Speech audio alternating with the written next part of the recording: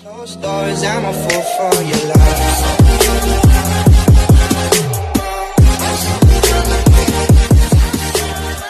Hello guys! Good morning! It's Monday and for today's video, I am going to make a cake balls by using these ingredients. So I'm going to show you what I need to use. First, we have a Oreo, chocolate cream. Second, sprinkles. We need this. We need this thing. What you call this? Pangpitpit. We need butter. We need this milk choco. Of course, food. Yeah, that's it. We got Oreo. We got sprinkles. We got butter. We got zip bags. We got a bowl, and that's it. We only need 8 things, so we can make our cake balls. Are you ready, guys? So let's 27 pieces of Oreo and zip bag. All we need to do is open it and put inside of the zip bag.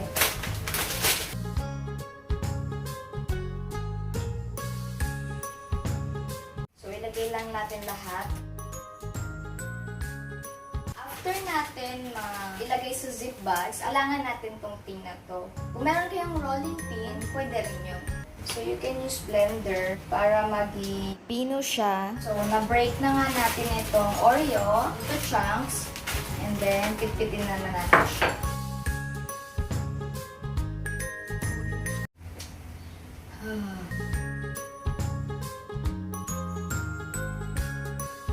Nakapagod.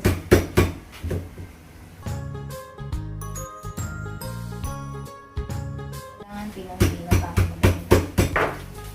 Kung meron kayong blender, pwede nyo gamitin yun. Meron naman kaming blender, kaso nasa ilalim yung palatak. Konting-konti na lang. Nakakapagod. Nakakapagod na ganito. Transfer na natin siya into the bowl, okay? All we need to do is get this bowl, move that away.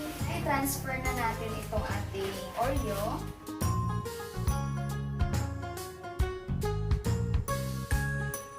Next step is 1/2 melted butter. Ilalagay natin yung melted butter paunti-unti dito sa bowl. Lagayan natin hanggang sa maging thick yung kanyang texture.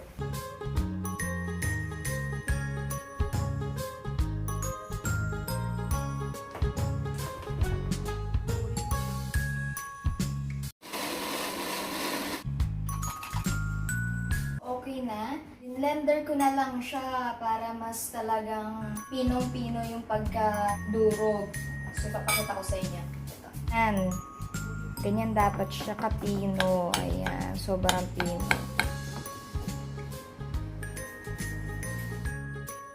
After natin ma-blend itong ating Oreo, next natin na gagawin is bilugin na natin siya.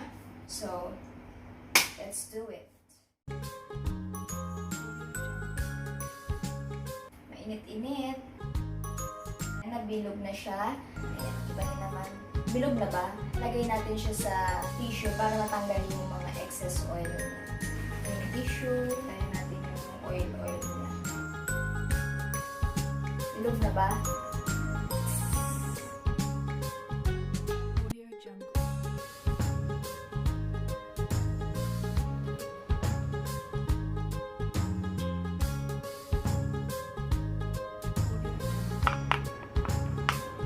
So, hello guys. Melted na yung ating chocolate. Ayan. Ito na yung ating balls.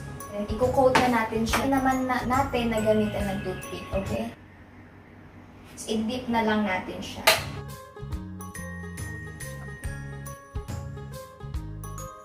So, na-coat na natin ng chocolate melted. Now, ilalagay natin siya sa fridge 5 minutes para ma-idikit yung sprinkles natin. Lagay ko muna siya sa ref, okay? Bye! Sprinkles.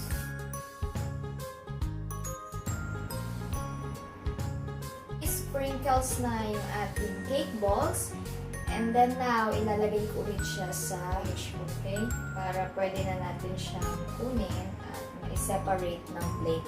Kasi wala akong popsicle stick, so hindi ko siya ma-coat ng maganda. Kung meron kayong popsicle stick, mas malinis. Kasi itong ganito, nasa plate ko lang siya nilagay. Kaya hindi siya masyadong balls. So, lagay ko na ulit siya sa fridge. Bye-bye! Hello guys! And we're done making our cake balls. So, ito na yung finished product ng cake balls natin. Ayan. As you can see, diba? Oh my God, I love it. Magiging judge ko is yung aking labidabs and yung aking chunakis na si Shea. Sana magustuhan nyo itong aking cake balls na recipe. Huwag nyo kalimutan mag-like and subscribe. Thank you! Bye-bye! See you next time again! Mwah!